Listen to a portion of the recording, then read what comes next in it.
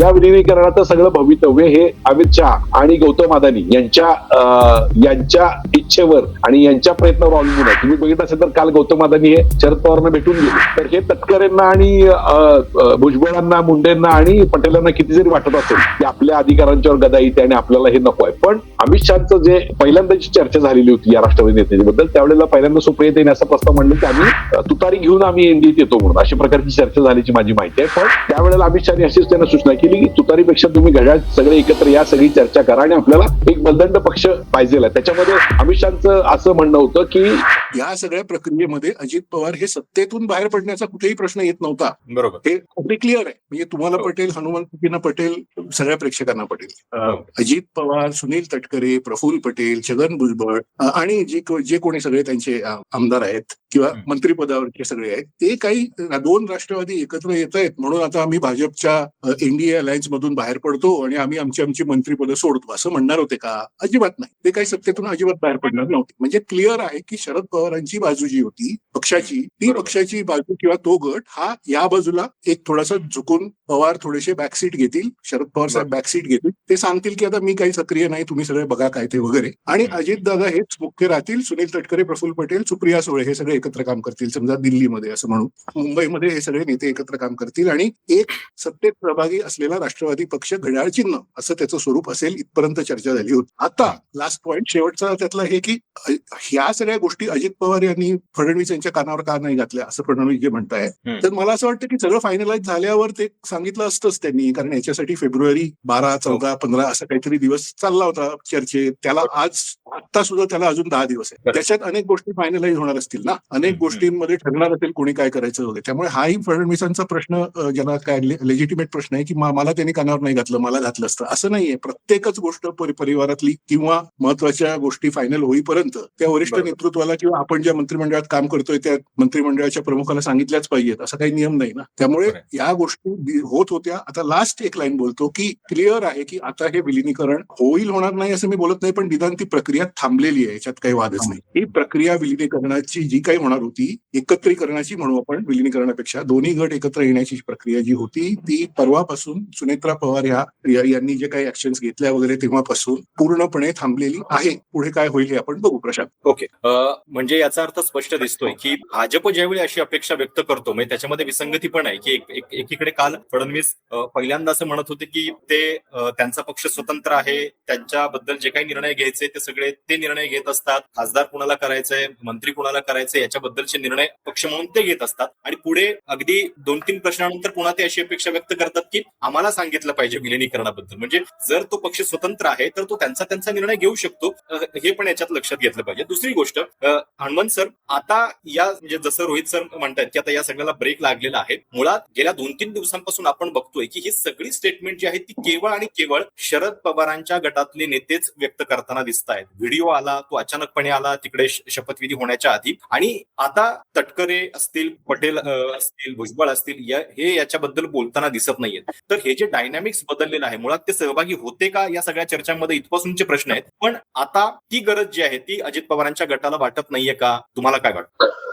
प्रशांत, त्यातल्या 2-3 गोष्टी महत्वाच्या आहेत की म्हणजे आता म्हणजे मी राष्ट्रवादीच्या जवळजवळ सर्व म्हणजे राष्ट्रवादीचे इकडचे पण नेते आणि तिकडचे पण नेते या सगळ्या नेत्यांशी आता गेली बरेच दिवस बोलतोय, आणि आमच्याकडे त्या सगळ्या चर्चेचा केंद्रबिंदू आमच्याकडे असल्यामुळे त्या बऱ्याच गोष्टींना इन्साइड आम्हाला सगळ्या या गोष्टी निदान पश्चिम महाराष्ट्रात तर माहिती आहेत. तर मुळात या सगळ्या चर्चेची सुरुवात सगळी ऑलरेडी जवळजवळ 3-4 महिन्यापासून सुरू आहे. म्हणजे हा 12 तारखेलाच 12 डिसेंबरला हा निर्णय जाहीर करावा अशी स्वतः अजितदादांची इच्छा होती. पण त्यानंतर पुन्हा मग काही कायदेशीर गोष्टी, काही चर्चा, या सगळ्या गोष्टींची चर्चा सुरू होती, आणि मग ती जबाबदारी पुन्हा मग सुप्रियाताई सुळे आणि राजेश टोपे यांच्याकडे देण्यात आली. नेमकं काय करायचं, कोर्टात कसं त्याचं चर्चा करायचं, तर इथपर्यंत ती चर्चा झालेली होती. आणि 2 स्टेटमेंट जर आपण आता तुम्ही म्हणला की देवेंद्र फडणवीसांनी सांगितलं की मला अजित पवार बोलले नसतील काय, तर देवेंद्र फडणवीसांचं स्टेटमेंट आपण जर बघितलं असेल तर ज्या वेळेला शिवसेनेचा सुरत गुवाहाटी लोक गेले ते त्यावेळी देवेंद्र फडणवीस काय म्हणले ते की त्या शिवसेनेचा अंतर्गत प्रश्न आहे, मला काय माहिती नाही या गोष्टी, आणि पुन्हा मग त्या सगळ्या गोष्टी या एकनाथ शिंदेनी सांगितलं की कसे हुडी घालून रात्री देवेंद्र फडणवीस माझ्याकडेच होते, त्यांच्या पत्नीने सांगितले कसे रात्री येत होते माझ्याकडे आणि आमचेही रात्री जात होते. तर देवेंद्र फडणवीसांचं आत्ता म्हणणं तसंच आहे, मला हे माहिती नाही. तर ते काय म्हणले बोलताना की मला तारीख माहिती नाही आहे किती जायची, पण या गोष्टीची चर्चा म्हणजे ही ज्या वेळेला 2 राष्ट्रवादीच्या बड्या नेत्यांची चर्चा अमित शहाच्या बरोबर झाली त्याच वेळेला ती गोष्ट देवेंद्र फडणवीसांना माहिती होती आणि त्या गोष्टीची चर्चा झालेली होती. त्यानंतरच शिर्डीच्या अधिवेशनामध्ये ज्या वेळेला ते झाल्यानंतर आपले अजित पवार आणि अमित शहा बोलले तर अमित शहाच्या नगरी सिग्नल आला, तर त्यानंतर नरेंद्र मोदींची चर्चा झाली आणि मग ते कन्वे झालं फडणवीसांच्याकडे. त्याच्या टर्म्स आणि कंडिशन बाकी सगळ्या गोष्टी चर्चा झाली. त्यावेळेला फडणवीसांनी हाच मुद्दा उपस्थित केला की मागच्या वेळेसारखं परत तुम्ही गोळ करू नका वगैरे अशी चर्चा झाली. त्याच्याबद्दल खूप तर्क वितर्क अमुक झाले. फक्त कसं आहे, आता प्रशांत तुम्ही पण शेतकरी कुटुंबात मी पण शेतकरी कुटुंबामध्ये, कसं आहे की एखादा व्यापारी बाग बघून गेला, द्राक्षाची बाग, आणि द्राक्षाची बाग बघून गेला आणि त्याने दर ठरवला, सगळं झालं आणि अचानक रात्री पाऊस पडला, दुसऱ्या दिवशी तो कंटेनर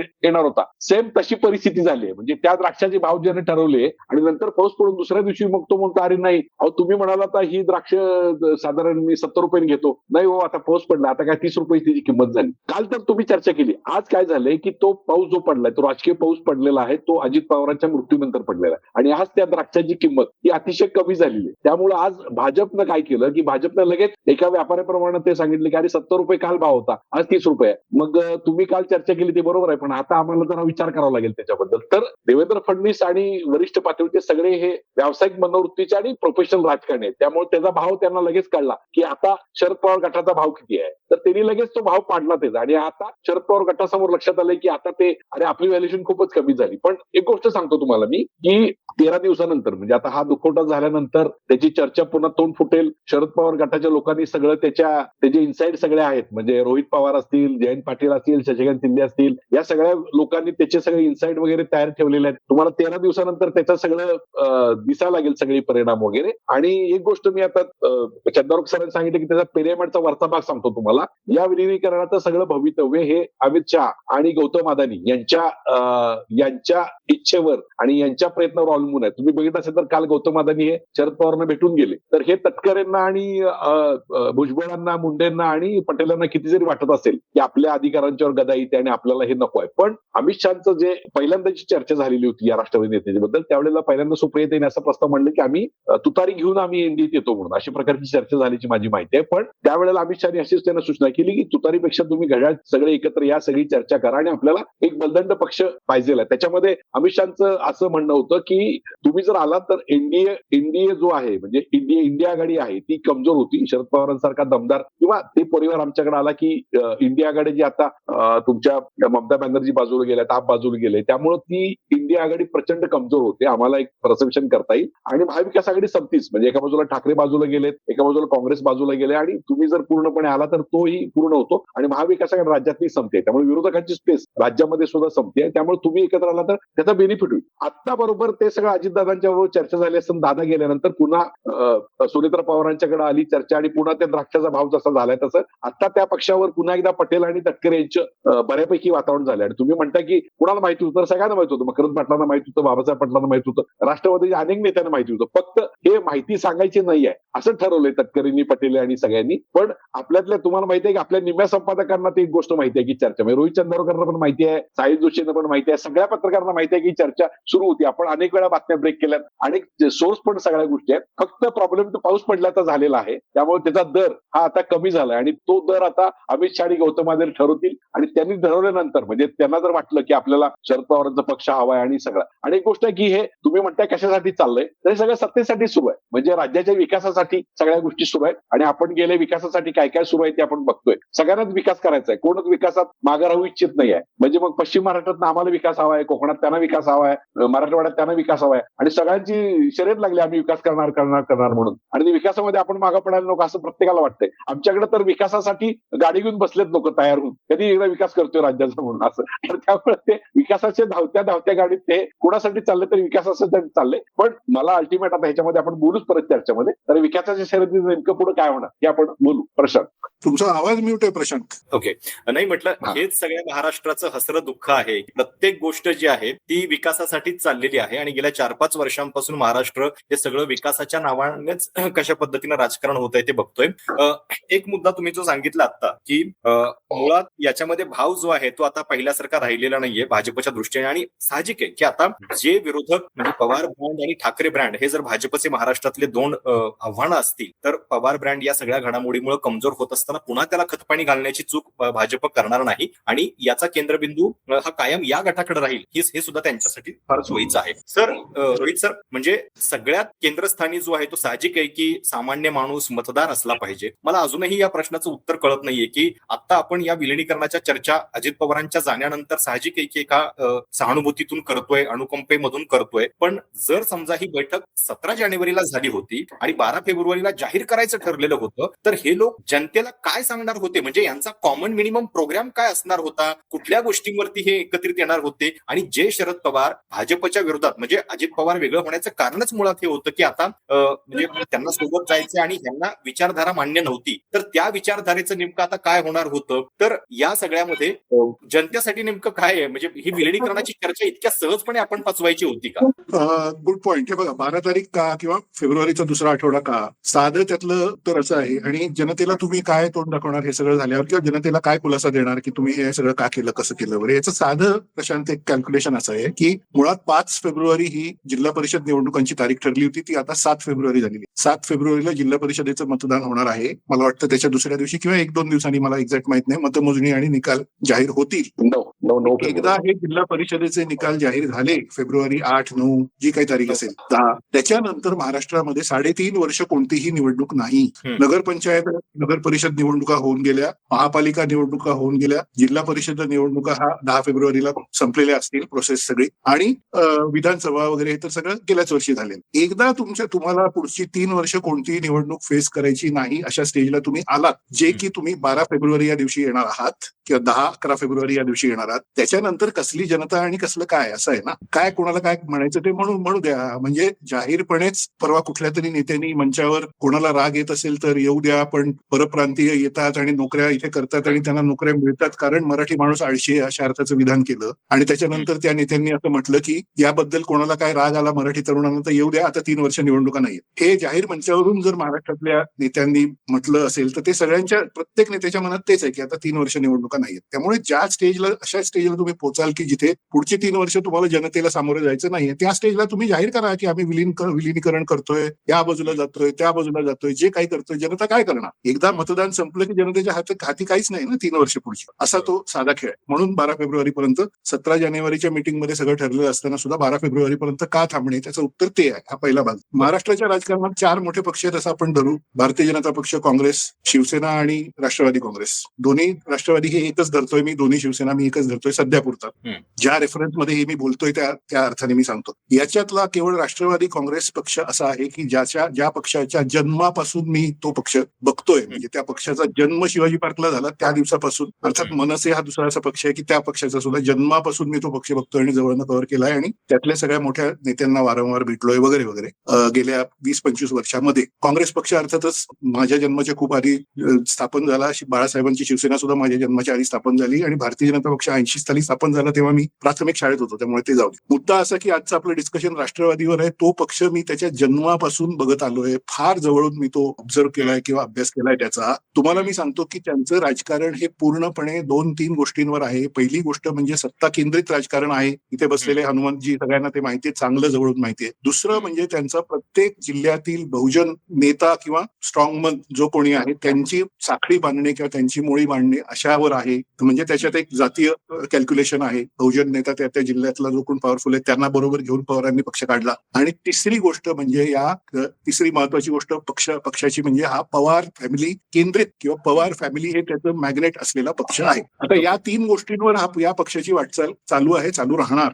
मध्ये काही विभागणी झाली असेल, अमुक झालं असेल, काही असेल. पवार फॅमिली ही माझ्या दृष्टीने कौटुंबिक दृष्ट्या तर एकत्रच राहिलेली आहे. अनेक वेळा त्यांच्या भेटीगाठी होत आलेल्या आहेत. विशेषतः सुप्रिया सुळे आणि अजित पवार यांचं नातं हे व्यवस्थित चांगलं राहिलेलं आहे. काही त्याच्यामध्ये कटुता नव्हती, काही कधी काही नव्हतं. त्यामुळे ते पवार फॅमिली केंद्रित असं सगळं आहे. येणाऱ्या काळामध्ये त्यांना असं दिसतंय की पुढे आपल्याला अनेक वेगवेगळे कॉम्प्रोमाइज कदाचित करायला लागतील. काही तत्व बाजूला ठेवून आपल्याला काही करावं लागेल. कारण भाजपने जे काही राजकारण महाराष्ट्रात आता राजकारणामध्ये यश मिळवलंय, कारण सगळ्यात मोठा पक्ष भाजप झालाय, त्याची शेवटची स्टेज जिल्हा परिषदांवर ताबा मिळवणे हीच भाजपची होती. विधानसभेवर ताबा आहे, महापालिकांवर ताबा आहे, नवी मुंबई, ठाणे, पुणे, पिंपरी चिंचवड, मराठवाडा आणि विदर्भातही आहेच. म्हणजे प्रश्न महत्वाचा, जिल्हा परिषद निवडणुकांमध्ये ताबा मिळवणे हे भाजपचं आता टार्गेट होतं एक आठवड्यापूर्वीपर्यंत, आणि त्यांना असं दिसत होतं की ते आपण करतोय, आता ते होतंय, तेही होतंय. त्यामध्ये अजित पवार यांच्या निधनामुळे मोठा ट्विस्ट आलेला आहे. राजकारण असं आहे की आता तुम्ही बघा की एक मोठी सिंपतीची वेव प्रचंड मोठ्या प्रमाणावर पश्चिम महाराष्ट्र, मराठवाडा, उत्तर महाराष्ट्र वगैरे मध्ये दिसेल तुम्हाला. कोकणात एवढी नाही, पण बाकी सगळीकडे दिसेल. त्याचा परिणाम असा आहे की भारतीय जनता पक्षाने एक पाऊल थोडं मागे टाकून आता निदान या जिल्हा परिषदा तरी जाऊ द्या, त्या सोडू आपण आता, त्याच्यात काय फार म्हणजे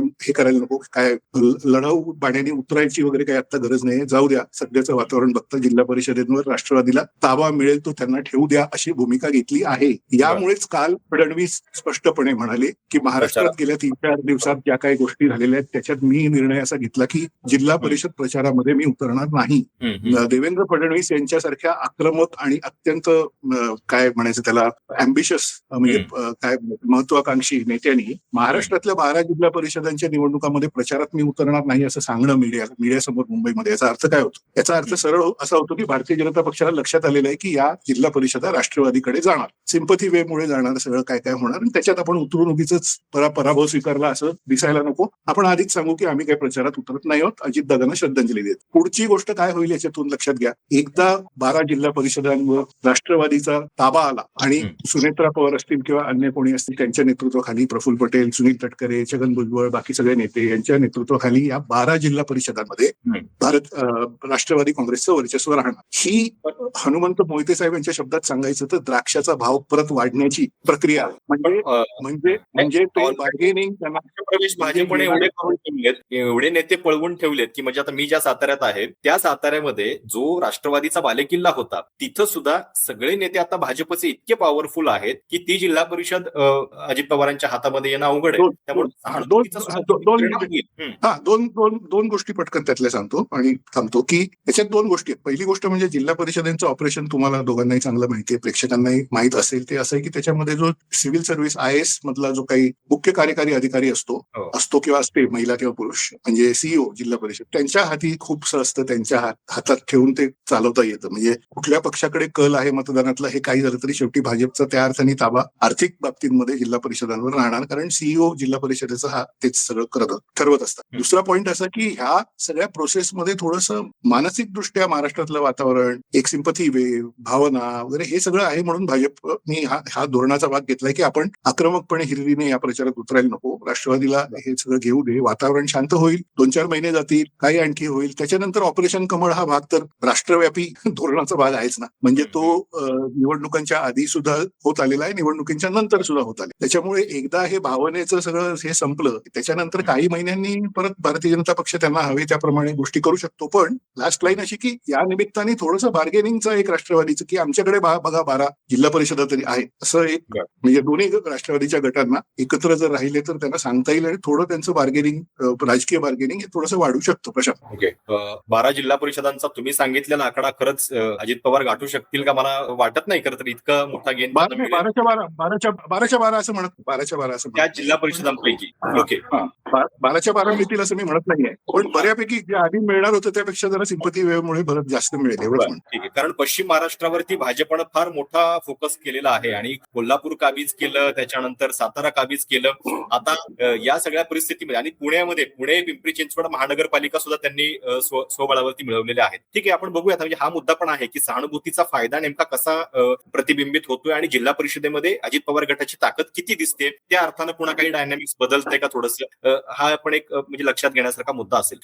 हनुमंत सर, काल अजून एक घडामोड फार महत्वाची होती, ती म्हणजे राष्ट्रीय अध्यक्षपदाबद्दल. म्हणजे एकीकडे पियुष गोयल असं विधान करतात, प्रफुल्ल पटेल आता झालेले आहेत, म्हणजे इतक्या सहजपणे नकळतपणे एखादा मंत्री म्हणतो की राष्ट्रीय अध्यक्षपदाबद्दल विधान करतो आणि मग नंतरची सारवासारव आपण बघितलेली आहे. घटनेनुसार कार्याध्यक्ष आता प्रफुल्ल पटेल आहेत, त्या दृष्टीनं राष्ट्रीय कार्यकारिणीची बैठक होऊन नंतर वगैरे सगळ्या गोष्टी होणार हे आता आपल्याला माहितीये. पण तरी सुद्धा आता उपमुख्यमंत्री आणि गटनेते असलेल्या सुनेत्रा पवार या पक्षावरती सुद्धा आपला पूर्णपणे ताबा मिळवू शकतील का, की त्याच्यासाठी सुद्धा एक वेगळी दावेदारी होऊ शकते? आताच गेल्या 2 दिवसातलं राजकारण बघता तुम्हाला काय वाटतं? प्रशांत, एक 2-3 मुद्दे आपण चर्चा करूया. आता हे रोहित सर म्हणाले त्या पद्धतीने सिंपती वेव्ह होती, म्हणजे पहिली 2-3 दिवस होती, पण त्यानंतर तुम्हाला सांगतो की ज्या पद्धतीनं सुनेत्रा वहिनींनी निर्णय घेतला आणि शपथविधी घेतले, तर त्याच्यामध्ये आता तुम्ही पश्चिम महाराष्ट्र आहेत, मी पश्चिम महाराष्ट्रामधला आहे. आपल्याला माहित आहे की ग्रामीण भागामध्ये आपल्याकडे एखादे माणूस गेल्यानंतर वेस ओरडायचे नाही, 3 दिवस 5 दिवस करायचे नाही वगैरे, अशा प्रकारची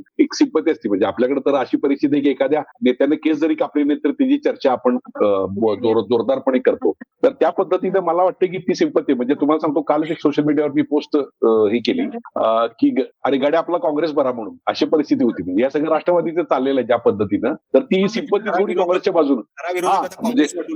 म्हणजे लोक म्हणतात अरे गड्या आपला काँग्रेस बरा का, तर आता तुम्हाला सांगतो सांगलीत सुद्धा काँग्रेसचं एवढं सगळं असताना सुद्धा 18 नगरसेवक त्यांची निवडून आली. मी आता रोहित सरांच्या माहितीसाठी सांगतो की सांगली जिल्हा परिषदमध्ये तर राष्ट्रवादी सत्ता येण्याची शक्यता नाही, सातारमध्ये पण मला वाटत नाही आणि कोल्हापूरमध्ये पण नाही. त्यामुळे 3 ठिकाणी पण नाही. भाजपची ताकद आहे. फक्त इथं राष्ट्रवादी काँग्रेस आणि सगळ्यांचं असं चालू आहे की भाजपला स्वबळावर सत्ता येतं कामा नये, एवढी व्यवस्था करायचं काम शिवसेना आणि काँग्रेसचं सुरू आहे सध्या इकडं. तो भाग झाला. पण आता तुम्ही जो प्रश्न म्हणला की नेमकं सुनेत्राताईंना ते अध्यक्ष करतात का, तर तुम्हाला सांगतो की ज्या वेळेला पियुष गोयलनी स्टेटमेंट केलं, तर पियुष गोयलांसारखा एक मंत्री एका पत्रकारांनी मला संपादकांनी सांगितलं म्हणून मी ती घोषणा केली. हे वाक्य म्हणजे फार गमतीशीर आहे. म्हणजे त्यांचं मॅथमॅटिक्सचं नॉलेज आपण बघितलेलं आहे पूर्वी. आपण जे मॅथमॅटिक्स बद्दल सांगतात ते सगळं किंवा त्यांच्या चर्चेत त्यांचं एक व्हायरल असते कायम नेहमी, मॅथमॅटिक्स तुमको समजता की नाही, त्या पद्धतीचं. तर तसंच त्यांचं आहे. त्यामुळं त्याची प्रतिक्रिया अशी उमटली लगेच की पटेल पाटलांचा पक्ष पटेलांनी पळवला असं जे नॅरेटिव्ह होतं, ते दुसरं नॅरेटिव्ह संध्याकाळी एक झालं की पटेल गोयल आणि नरोरा ठरवणार का राष्ट्रवादीचा अध्यक्ष. तुमच्या लक्षात आलं असेल, म्हणजे अरोरा आणि पटेल आणि गोयल हे जर राष्ट्रवादी अध्यक्ष ठरवायला लागले तर मग राष्ट्रवादी पक्षाचं काय. कारण तुम्हाला आठवत असेल जेम्स लेन प्रकरणानंतर राष्ट्रवादी पक्ष हा मराठ्यांचा प्राबल्य पक्ष असं होता. म्हणजे आमच्यातली लोक त्याला गमतीनं मराठ्यांचे RSS असे म्हणायची पूर्वी इकडे सांगलीमध्ये. तर अशा प्रकारचं वातावरण असताना ते एकदमच पटेल, नरोरा आणि गोयल त्याचे अध्यक्ष ठरवायला लागले, अशा प्रकारचं वातावरण झालं. म्हणजे मी तुम्हाला का सांगतोय प्रशांत की सिंपत्ती लेवल जी होती ती कुठल्या लेवलला ड्रॉप झाली खाली. म्हणजे लोक आता ठरवायला लागले की पटेल ठरवणार, भुजबळ ठरवणार, ज्यांना जनाधार काही नाहीये वर ते राष्ट्रवादी हा काय वर्णत आलेला पक्ष नाहीये. सर्व जनाधार असलेले श्रमजान लोक एकत्र होऊन झालेला पक्ष आहे. त्याच्यामध्ये ना जयंत पाटलांना कधी गरज होती शरद पवारांची, ना सुरेंद्र पवारांची गरज आता खाली आहे. सगळे स्वतःचे मालक आहेत. म्हणजे आता इथं संजय काका पाटील जे माझे खासदार आहेत त्यांना काय निवडून आणण्यासाठी सुरेंद्र पवारांची का अजित पवारांची गरज नाही. त्यांची ऑलरेडी त्यांनी आणली नगरपालिका, त्यामुळे त्यांना सुरेंद्र वहिनींची पण गरज नाही आणि पटेलांची तर अजिबातच नाही आहे. तर असे लोक आहेत सगळे, त्यामुळे त्यांना हे नाही. पण मुळात राष्ट्रवादीचं अध्यक्ष होण्याची जी मानसिकता आहे ती सुरेंद्र वहिनींनी व्हावं असं आहे. आणि हेच जे तिथं त्या दिवशी म्हणजे आता ही इन्साइड स्टोरी आहे तिथल्या, की ज्या वेळेला तिथं उपमुख्यमंत्री पद सुनेत्रा, म्हणजे ज्या दिवशी अजित पवारांचं निधन झालं आणि निधनानंतर त्यांच्या पार्थिवाला अंत्यसंस्कार द्यायच्या त्या दिवशीच संध्याकाळी तिथं एक प्रसंग घडला सगळ्या आमदारांनी खासदारांसमोर त्यांच्या घरातल्या व्यक्तीने, की आता उद्या आपण सुनेत्रा वहिनींना आपण उपमुख्यमंत्री करणार आणि मी असं राज्यसभेवर जाणार वगैरे वगैरे अशा प्रकारचं. तर सगळे अवाक झाले एकदम, काय सगळा विषय आहे सगळा. आणि तिथं सांगलीतले सगळे लोक पण उपस्थित होते, सगळे आमदार खासदार पण होते. तर त्याच वेळेला हा सगळा विषय झाला. आणि हे सगळ्या गोष्ट अपरिपक्वतेच्या गोष्टी झाल्यानंतर तिथं पवार फॅमिलीने असं केलं की आपण थंड डोक्याने हा विषय करू. पण ज्या गोष्टीची भीती पवार फॅमिली होती त्याच गोष्टी पुन्हा घडत गेल्या. आणि मग जी आता गोष्ट घडतीये की त्या पक्षावर पटेल आणि भुजबळ, म्हणजे ज्यांनी पवारांना सुद्धा दाद देताना अडचण आली, तर ते आता पुन्हा तो पक्ष हँडल करतील काय. आणि मग त्या सगळ्या गोष्टी सुरू झाल्यात. तर आता मी याच्यामध्ये म्हणतोय की सुनेत्रा वहिनींना अध्यक्ष करावा असं बाकीच्या आमदारांचं म्हणणं, आमदारांचं बहुमत तर आहे. पण तुम्हाला माहिती आहे की आता या पक्षावरचं नियंत्रण म्हणजे कोण ठरवणार, की ज्या पद्धतीनं म्हणजे संजय राऊत टीका करतात की अमित शहाचा तो पक्ष आहे. तर माझ्या मते आता ते सूत्र सगळी दिल्लीतनं ठरवणार. म्हणजे राष्ट्रवादीचा प्रदेशाध्यक्ष, राष्ट्रीय अध्यक्ष कोण होणार हे अमित शहा आणि अदानी ठरवणार असं माझं मत आहे. म्हणजे हे थोडं बोल्ड विधान होईल, पण हे सगळ्या गोष्टीवर ठरणार. म्हणजे त्यांना म्हणजे 2014 नंतर एकीकडे जयललितांचा पक्ष त्यांच्या निधनानंतर भाजपनंच चालवलेला, म्हणजे जवळपास हो, पनीरसेल्वम आणि पलानीस्वामी या दोघांच्यात भांडण लावून त्यांनी जोरात केला विषय तो AIADMKचा. पासवानांच्या बद्दल सुद्धा पासवानांचं निधन झाल्यानंतर तिथे पशुपतीनाथ पारसला हवा देणं, या सगळ्या गोष्टी, चिराग आणि पशुनाथ पास गेले. आणि मध्यंतर त्यांनी शिवपाल यादवला पण हवा दिलेली होती उत्तर प्रदेशमध्ये. ते यादवी माजवण्याचा प्रयत्न केले होते तिकडे पण. ह्या इथं पवारी माजवायचा प्रयत्न आहे त्याच्यामध्ये. नाही, याच्यामध्ये मी तेच म्हणतोय की आता तो अमित शहाचा तो म्हणजे ब पक्ष. आणि ते मी तुम्हाला म्हणलं की अमित शहाची इच्छा अशी होती त्याच वेळेला की आम्हाला महाविकास आघाडी तिथली संपवायची आहे पूर्णपणे. राज्यातली जर संपवायची असेल तर शरद पवारांचा गट जर पूर्णपणे आला तर महाविकास आघाडीचं अस्तित्व संपतं. आम्हाला 2029 ला कुठलाच विरोधी पक्षाची तेवढी हे नको आहे. त्यामुळे महाविकास आघाडी संपवायची. आणि दुसरा मुद्दा वर इंडिया आघाडी जी आहे ती आता तुमची ममता बाजूला गेलेल्या आहेत, आप बाजूला गेल्या आणि शरद पवारांचा पक्ष बाजूला गेला, तर आम्हाला परसेप्शन असायचं की इंडिया आघाडीमध्ये राहुल गांधीच्या नेतृत्वावर कोणीच विश्वास ठेवायला तयार नाही. पवार साहेब सुद्धा बघा, सुप्रिया पण त्याला पगार नाही. हे परसेप्शन अमित शहाना करायचं आहे. त्यामुळे ते त्यांची इच्छा आहे या सगळ्या गोष्टीची. आता मी काय म्हणतोय की पटेलांची आणि तटकरेंची इच्छा महत्वाची नाही आहे, इच्छा अमित शहाची महत्वाची आहे. फक्त ते माझ्या मते ह्या शेवटच्या महिन्यामध्ये चर्चा त्याच्याबद्दल होईल, अंतिम निर्णय होऊ शकतो. प्रशांत, चर्चेच्या थोडं शेवटाला आता एक म्हणजे या सगळ्या घडामोडींमध्ये राष्ट्रवादीसाठी सगळ्यात मोठी कॅज्युअलिटी ही फायनान्स मिनिस्ट्रीची झालेली आहे. म्हणजे ते त्यांच्या हातातनं गेलेलं आहे आणि अगदी स्थापनेपासून जेव्हा जेव्हा ते सत्तेत आहेत तिजोरीची चावी त्यांच्या खिशाला राहिलेली होती ती या सगळ्या घडामोडींमध्ये निसटलेली आहे. तर आता त्याचे नेमके परिणाम काय होणार? कारण शेवटी पक्ष चालवायचा तर तुमच्या आमदारांना फंड्स लागतात आणि आता जे फंड्सचं डायनामिक्स बदललेलं आहे की जो आपल्या बाजूला आपल्याला हवाय त्यालाच निधी मिळतो. पूर्वीसारखं त्याच्यातले समतोल जे आहेत ते सुद्धा गायब झालेले आहेत. तर त्या अर्थानं या सगळ्याचा परिणाम पक्ष उभारणीवर होऊ शकतो. याच्याबद्दल एक रोहित सर. हे बघा, शरद पवारांनी जेव्हा पक्ष स्थापन केला तेव्हापासून त्यांचा काँग्रेस पक्षाबरोबर जो काही अलायन्स झाला 99 साली, त्याच्यामध्ये खूप खेचाताणी झाली. खूप काही खाती कुठली कोणाकडे ठेवायची वगैरे याच्यावरनं खूप हे झालं. तेव्हा आम्ही ऍक्टिव्हली रिपोर्टिंग करत होतो या सगळ्या गोष्टींचं. एक असं झालं की 99 ची गोष्ट मी तुम्हाला सांगतोय की एक असं झालं की 95 ते 99 या काळात महाराष्ट्रामध्ये पहिल्यांदाच जे युती सरकार आले, 2 पक्षांचं मिळून सरकार आलं, ज्याच्यामध्ये मनोहर जोशी मुख्यमंत्री शिवसेनेचे, गोपीनाथ मुंडे उपमुख्यमंत्री, असं जे होतं त्याच्यामध्ये ज्या प्रकारची खाते वाटप किंवा खात्यांचं शेअरिंग म्हणून आपण खाती वाटून घेणं एकमेकांमध्ये, हा फॉर्म्युला होता. तोच आपण पुढे सुरू ठेवावा असं काँग्रेसचे त्यावेळी जे नेते होते, विलासराव असतील, बाकीचे असतील, आणि शरद पवारांच्या बाजूचे नेते, या दोघांनाही वाटलं आणि त्यांनी ते दोघांनी मान्य केलं. त्याच्यानुसार ते खाते वाटप झालं. त्यामध्ये एका पॉइंटला तर असं झालं, असं म्हणतात की शरद पवारांना सोनिया गांधींनी असं सांगितलं की तुम्हाला पाहिजे तर तुम्ही मुख्यमंत्रीपद घ्या, पण शरद पवारांनी असं म्हटलं की आम्हाला मंत्रीपद नको, पण त्या बदल्यात आम्हाला अर्थ खातं, गृह खातं आणि ऊर्जा खातं, 3 खाती आम्हाला पाहिजे. आणि हे फार, आणि सार्वजनिक बांधकाम सुद्धा मला वाटतं त्यावेळी त्यांनी ठेवून घेतलं. तर मला असं वाटतं पाटबंधारे ज्याला आता जलसंधारण म्हणतात, ते जलसिंचन किंवा जलसंपदा असं त्याला अलीकडच्या काळात देण्यात आलं. तर शरद पवारांना हे लक्षात आलं की आपल्या सगळ्या राजकारणामध्ये, म्हणजे त्यांना पहिल्यापासूनच हे माहित होतं की गृह खातं हे फार महत्वाचं आहे, कारण राज्यातली सबन पोलीस यंत्रणा हातात राहते, आणि फायनान्स महत्वाचं आहे, कारण सगळा निधी, सगळ्या योजना, सगळं त्यातून चालतं, विकासाची कामं सगळी आपल्याला कंट्रोल करता येतात. म्हणून त्यांनी तो तसा डील केला. आता कमिंग टू प्रेझेंट, मला असं वाटतं की अजित पवार हे त्या अर्थाने शरद पवारांचेच राजकीय शिष्य होते, त्यामुळे त्यांना लक्षात आलं की आपण जर बाजू बदलून महाविकास आघाडी सोडून महायुतीमध्ये येणार असू तर पहिली गोष्ट म्हणजे अर्थ खातं काही करून आपण घेतलं पाहिजे. म्हणून त्याच्यावर त्यांनी प्रचंड आग्रह करून, ठाण मांडून बसून ते करून घेतलं आणि अर्थ खातं घेतलं. तर भारतीय जनता पक्ष हा शरद पवारांचं 99 सालचंच म्हणणं डोक्यात ठेवून त्याप्रमाणेच पावलं टाकत आहे की गृह खातं पहिलं देवेंद्र फडणवीस यांनी स्वतःकडे घेतलं, ठेवलं,